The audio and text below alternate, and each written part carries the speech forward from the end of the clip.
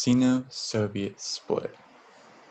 To understand the Sino-Soviet Split, we must first understand some important terms and definitions. Marxism-Leninism is a communist ideology and movement. It happened mostly within Russia and China and some parts of the world. Revisionism. Revisions to Marxism that involve alliances to the middle class is a term used by Marxists that do not believe in making revisions to Marxism. De-Stalinization is the political reforms that remove policies and institutions that kept Stalin in power. And vanguardism. The working class serve as a political power against the middle class.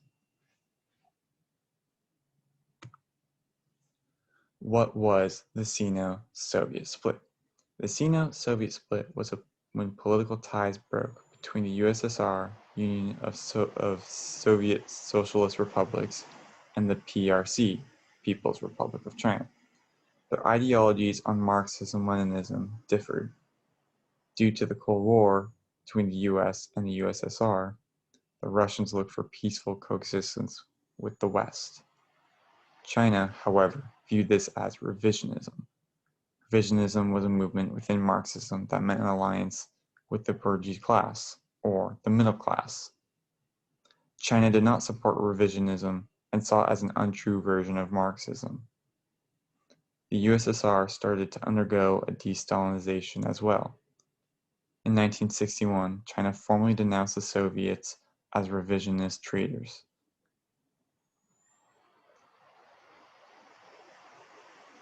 The countries competed for world communism under their own ideals. Through their influence, both countries wanted the world to turn to them for aid in politics, finances, and military needs. Through influence, they sought to control communist countries under their rule. Fear of nuclear China caused tension to grow within the USSR and the US. Some general information on the Sino-Soviet Split. The Sino-Soviet Split started in 1960 and ended in 1989. The split was caused by the de-Stalinization of the USSR, revisionism in Russia, and Maoism in China.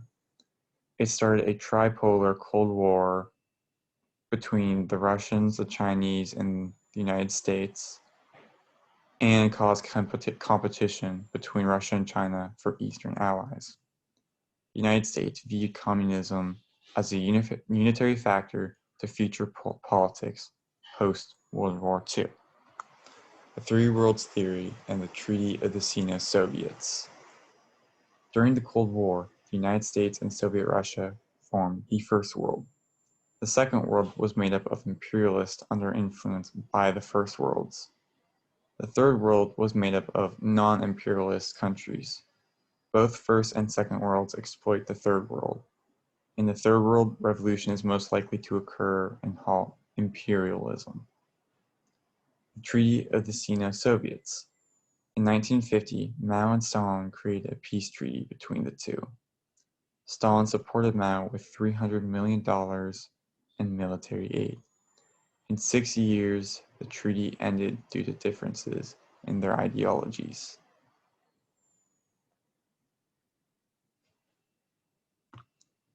The Korean War.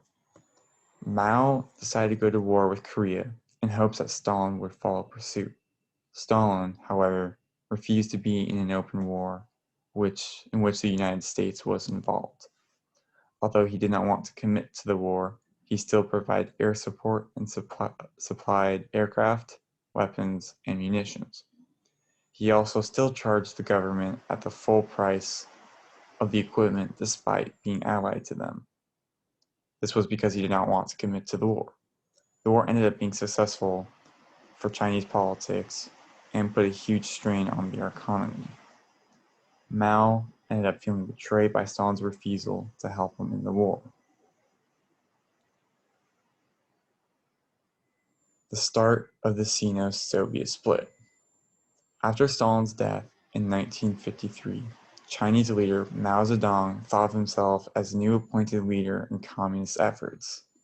However, the Soviets' new leaders, Malenkov and Khrushchev, did not have the same view as Mao. In 1956, Khrushchev denounced Stalin during his secret speech. He denounced despotism, purges, and other forms of violence that were enacted under Stalin's rule. Although Mao secretly distrusted Stalin, he openly praised him and his policies. He had also copied a lot of his ideals within the Chinese government. He even went to create their own interpretation of Stalin's words and actions.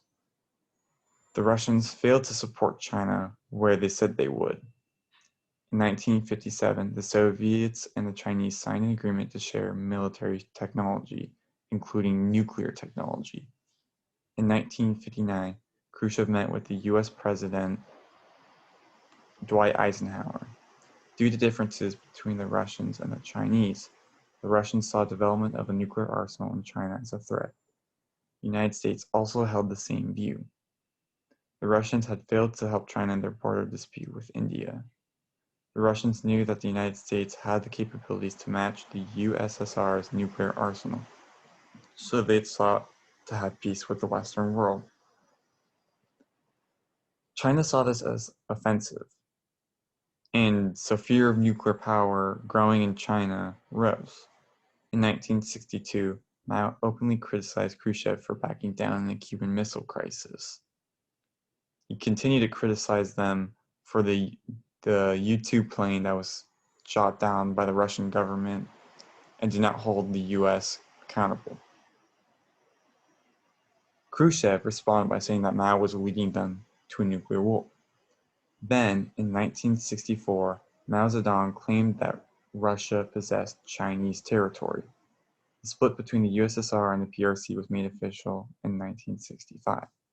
Mao's Cultural Revolution cut ties between China and most of the world. Tension further increased in 1968 when the border conflict escalated. By mid-1968, there was about 1.5 million soldiers on both edges of the border. The Soviets considered using nuclear technology to their advantage during the conflict as well. Maoism. Mao Zedong created Maoism as a form of Chinese Leninism-Marxism. It realized the power of the working class as a revolutionary vanguard in pre-industrial societies instead of the middle class. Maoism differs from Marxism due to Mao's opinion on inevitability. Marx believed that capitalist society will result to communism through revolution between the working class and capitalists. He thought that the working class would eventually rise against the capitalists. However, Mao thought that a revolution was needed immediately in order to unite China under communism. He thought the revolution would never happen without his help. The Great Leap Forward. The Great Leap Forward was a time in Chinese history where they increased production to catch up with the industrial world. The first 5 years of the plan seemed to have worked. They thought that they could overtake capitalist power with the speed of production they were at. However, the plan was a huge failure. There was a lack of planning, and they could not sustain socialism in an isolated country. The people of China made one commodity in hopes to catch up with the world. They made steel, but made a mistake not to continue to grow crops. Instead, people who worked on growing crops were placed in production. This caused a food shortage, and when food ran out, over 10 million people died in the first year. Over the course of the Great Leap Forward, about 30 million people died. After the split. In 1970, Mao knew he could not go against both the United States and the Soviet Union, all while dealing with their own internal struggles. In 1971, the United States planned a secret trip to China. The Soviets found out about this trip and created their own meeting with the US President Nixon. This ended up forming closer ties between the Soviets, the Chinese government, and the United States. My sources.